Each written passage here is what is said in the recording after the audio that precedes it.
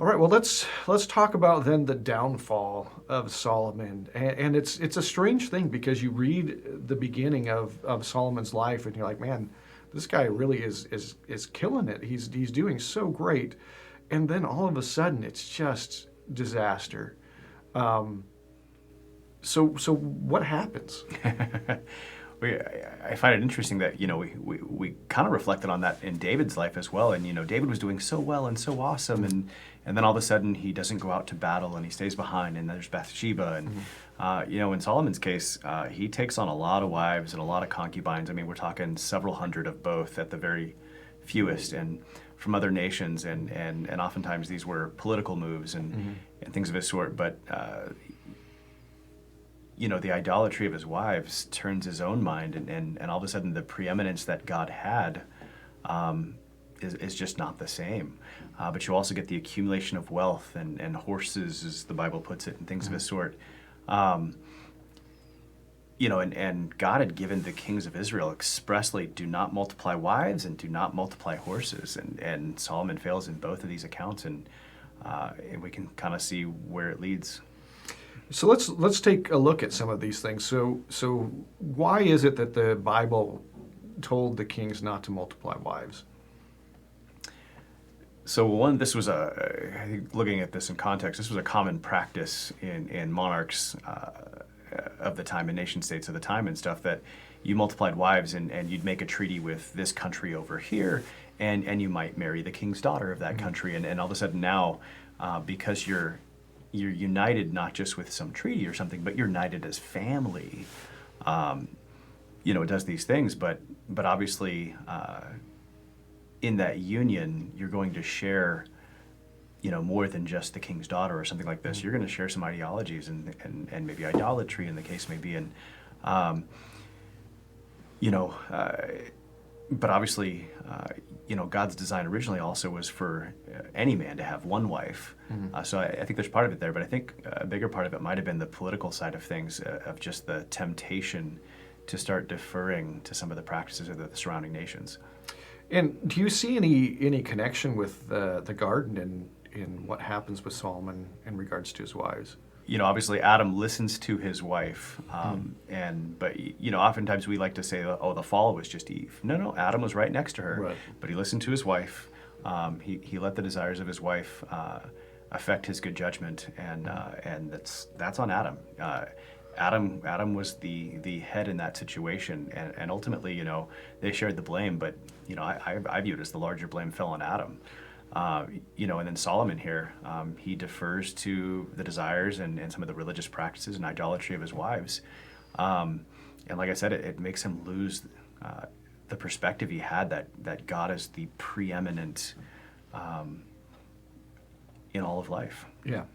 And I think it's interesting that we have here kind of a recapitulation of the Garden of Eden. When we see the glory of Solomon's kingdom, and then the fall comes pretty much exactly the same way. And I think that it's to help us to connect the dots and to see that the nature of how we fall, and we fall when we take our eyes off God and listen to anything else. And he does a good job of that at the beginning, but then that doesn't last. Another aspect is that the kings were not to multiply gold. Now, why were they supposed to not do that? That's a great question. I don't know that I have an ultimate answer. I can speculate that maybe they would put too much trust in riches rather than trust in the God who gives all things. I don't know. Yeah, I think that's exactly what happens here, is that you talked about the political aspect of Solomon multiplying wives, and he's trusting in his ability to make deals with men rather than in God. And in the same way, it's easy to trust in gold rather than God as well. The thing that gold does for a king is that, what does it do? I mean, if you're a king and you have a bunch of gold, you're not just going to, swim in it like Scrooge McDuck. What are you going to do with it? You're going to use it to wield power. It gives you leverage in lots of situations with other nations and things of this sort. You will buy and sell and trade. It will make your kingdom even more powerful. Yeah, and I think there's a great there is a great temptation then to gain and keep power in a way that is antithetical to God and what in the kingdom, the kind of kingdom that He wants to build. Because it should be. You can take as an example, the situation that we have in Washington. All the laws that get passed in Washington are only passed because they would be really good for everybody involved, right? Oh, for sure. Yeah. Now, how do laws get passed? Oh, man. Laws get passed. I don't even know how to answer this. I mean, we can talk about lobbyists and corporations and often what's good for the politicians personally and all come into play. And maybe, we can also pass some things off as being good for the people. Do you think that the love of money in any way corrupts our political process? No. Yeah, absolutely. I mean, it's funny because one of the big talks of the day is should political insiders be able to profit from that inside knowledge in the stock market and things of this sort? And it's starting to get a little public press, but it's rampant, and it's not it's not a situation that's owned by any political party. It's pretty universal. Yeah, yeah, and I think that the introduction of that and the wielding of that. I mean, obviously you can be somebody who is taken off track by a love of money, and he's no longer doing what's best for the people, but he's doing what will gain him money. But you can also be the kind of person who wields the money. Either one of those is corrupting to the system, and so it's not hard to see that if Solomon here is bringing in all this money, and that he's then going to start using it as a way of governing, that he can create a lot of disaster in his own kingdom through that. Now, one of the fascinating things is that it talks about how much gold that he brings in a year, and it's 666 talents. Yeah. Is there anything to that number?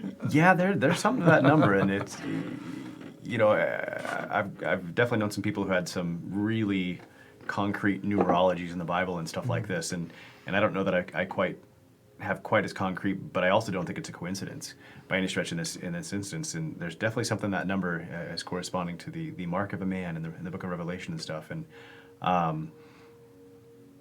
I'd love to hear your input on this, but I don't think it's a coincidence. Well, I think it's just a number that represents apostate kingship, and obviously that would apply to us, but it would also apply to certain other characters in the Bible. So finally, there's a law against, or an admonition against the king multiplying horses. What do we see in that? Obviously, horses were integral into an army and things of this sort, which is interesting. You'd think as Israel you want to have a strong army, but I know that part of that was also not going to Egypt to multiply your horses. And I don't know if Egypt was just the primary source of horses in the region.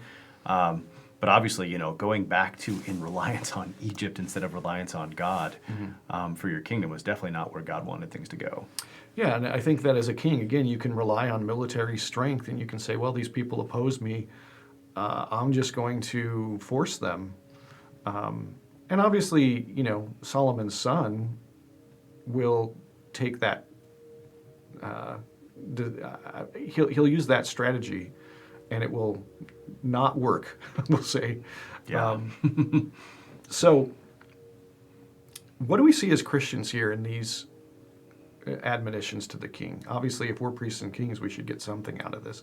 Does it just mean don't marry a whole bunch of people, get rich, and then have a bunch of horses?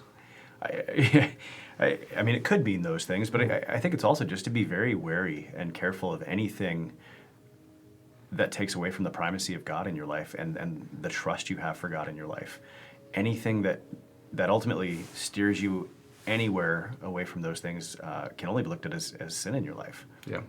Yeah, I think that not only do we need to be careful of trusting in those things, but ultimately that means wielding those things. And I see in this, you can use your relationships, you can use money, you can use power in order to try to wield influence, but ultimately What you should wield is, this is the right thing. This is what's in everybody's interest. This is I am building the kingdom in the right way, and that should be attractive to people. That should gain their adherence.